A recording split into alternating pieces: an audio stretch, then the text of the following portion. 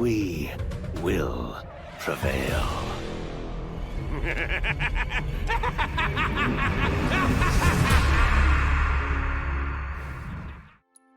Hello everyone, this is Neronium. Welcome back to Crash Bandicoot 4. It's about time. Last time we ended up tackling some of the post-game to show what's in store for us going forward for Crash Bandicoot 4.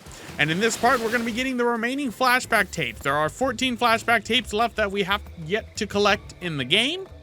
And once we collect all of those, we will be doing the flashback levels for Crash Bandicoot and Coco Bandicoot, respectively, in the next 2 episodes. So, first off, I should mention, this is going to be post-commentary. The main reason is because, one, I had to wade through a lot of footage to get these flashback tapes. It was not easy. It was a lot of resets, a lot of, like, inadvertent deaths that caused the resets. And thus, at the end, we will have a tally on how much it took me to get this. But the first of the flashback tapes we have to get is in Run It Bayou, in which we have to get ourselves the flashback tape. But first, we also need to get the hidden gem, which, if you remember, there was that hidden box behind that barrel over there. Well, pan the camera to the right and you'll find the hidden box that are spawned that give you the hidden gem. Now, I was also going for any flashback tapes as well as insanely perfect relics if I could during this run. It didn't really work out that way, that I didn't get that many of them, but we do get some. So let's get to the flashback tape, which is during the side-scrolling section with the armadillo, I guess, boat. So get the flashback tape. Remember, you cannot die before you get to a flashback tape, otherwise you must restart a level over again. After you get the flashback tape, you can die as many times as you want. Flashback tape stays collected. But in some cases, you're almost near the end of the stage, like right here, so it doesn't really matter. Just like it doesn't really matter because I had already missed some boxes actually earlier, so even though I'm trying to get that, it doesn't really matter because I can't actually get the insanely perfect relic. I can get the death gem relic though, which is always good. In terms of total time, this one took me about an hour to do and cost me about, I want to say 30 deaths trying to get the flashback tape and everything. So add 30 to the death count, so that's gonna be fun. Ow. But after this, we are going to be going towards our next dimension. And, boop. So, Run It Bayou is run through for the time being. And we missed the box gem. If we hadn't missed the box gem, we would have gotten the insanely perfect relic. Anyway, come to the next level, come about halfway through, and you will get to your next flashback tape. This level took me about 10 minutes to do and cost me about 5 deaths.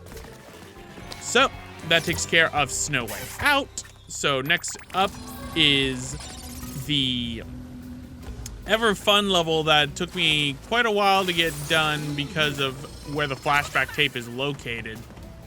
This level in particular cost me 7 lives and 4 restarts. No, actually, no, it was 7 restarts because each time I died, I have to go elsewhere. But this is also a level where I get the insanely perfect relic. So miracles can happen. So, get that.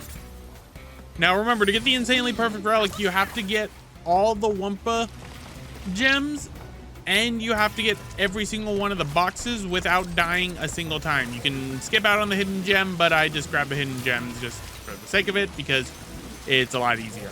Now the next one bears repeating.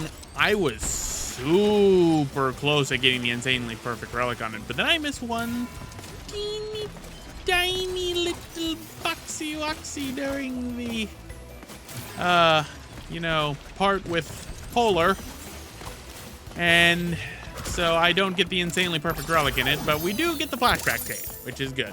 And the death one. So, that's Stay Frosty done. And an insanely perfect relic acquired, along with the flashback tape. So, right here, I missed those boxes, along with that box right there. So that's 5 boxes, and I had missed 1 box that you have to jump towards. Those 6 are the only boxes I missed in Bears Repeating. I had not died once. This was actually my first attempt. I was super excited, and then when that happened, I realized, no, I'm gonna have to do Bears Repeating again with a lot of restarts because of the fact that I need to get the insanely perfect relic for it still. I don't even know how the time trial is gonna go for this one. That's gonna be a scary, scary thought. So, go on down. Boop. Boop. Boop. Boop. And as we'll see, I missed 6 boxes. I wanted to cry. I almost got this on my first try. But either way, blast to the past. We got to get through about halfway of the level in order to get the flashback tape. Once again, this one didn't take me a while or anything. The only thing that sucks is I don't know where that 1 box I keep missing is. So I don't get the insanely perfect relic because I am missing a single box. So fun times. And plus also this is where the levels start to get harder because they start putting the flashback tapes further and further back. So it gets harder and harder to get the flashback tapes in general. But as you can see, I missed 1 box once again. That was all I had missed. I hadn't died. I hadn't gotten anything. I could have gotten it. Now this one right here, our fun little gem is right here for the hidden gem. And the flashback tape is right here. Now, if you remember, I died when getting the death gem in the original run of this level because of where a box was placed. We don't get the flashback, the insanely perfect relic in that one because I had died 2 times. That's the only reason why we did not get it in that one. Now, out to launch is a different story.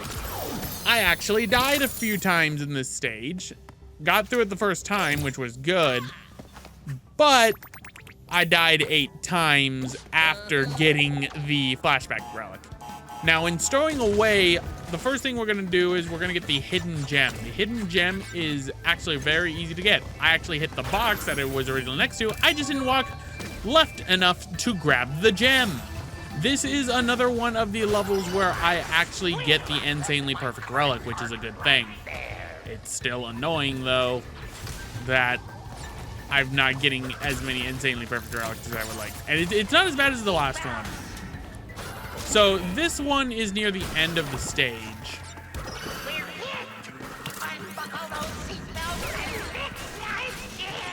This is actually an easy level to get the insanely perfect relic in, I find, so it's like, it didn't make me rage or anything. This was also my first try on this one. But other than that, after this is where it starts a lot. So that's stowing away with an insanely perfect relic. So next up, we have the Planet of Bermugula itself. This one, I know where the 3 boxes are now that I have missed, but I am not going for the boxes. I'm just going for the flashback tape. Why? Because I don't like this level. But Crash Landed also resulted in 4 deaths, so we missed out on the death gem as well. But inside of Food Run, we have the flashback tape in the next part where you use Ika Ika. As you can see, it is right over there, right in the middle, easy to spot. And I was doing great. I was on my way to an insanely perfect relic. And then it happened. A little bit after this.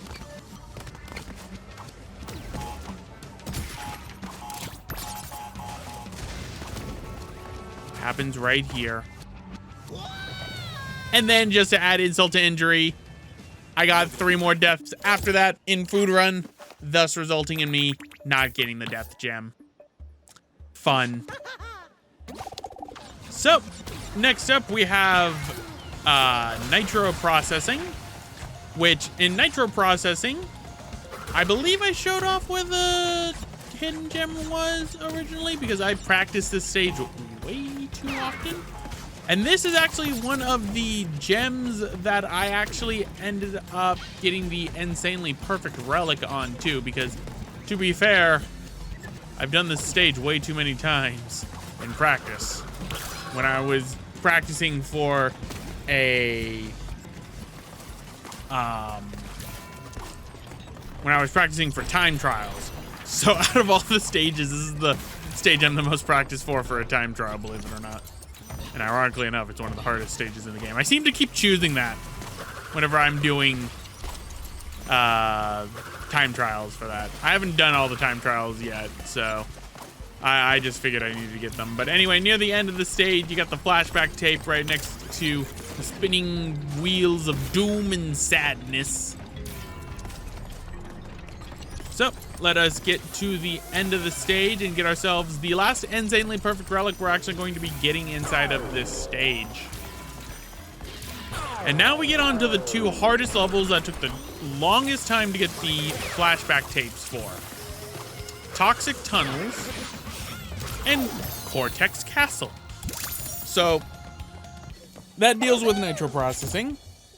And as I mentioned, we get ourselves an insanely perfect relic. So, next up is Toxic Tunnels. This one took me an hour to complete. I died a total of 45 times in Toxic Tunnels.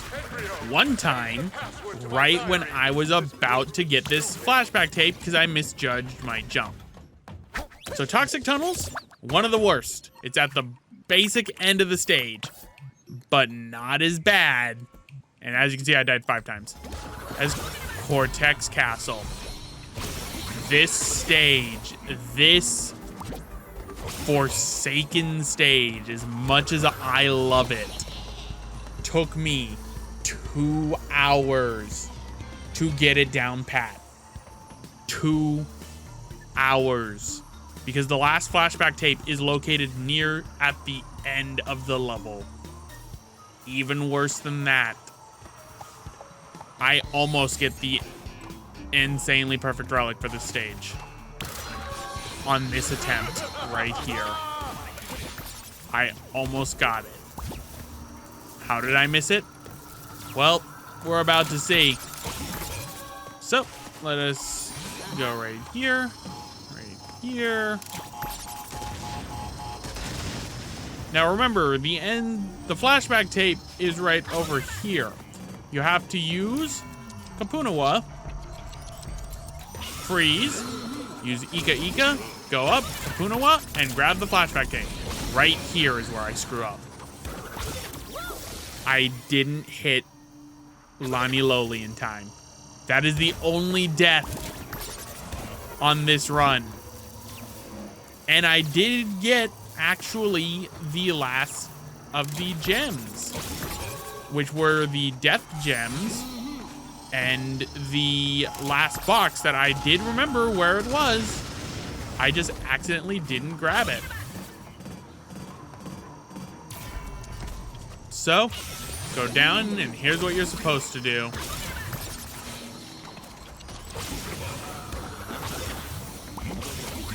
Look at that precision. Too bad I screwed up and don't get an insanely perfect relic for it.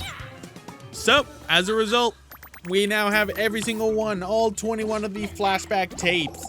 So anyway, guys, I'm gonna end it off right here. This has been Neronium.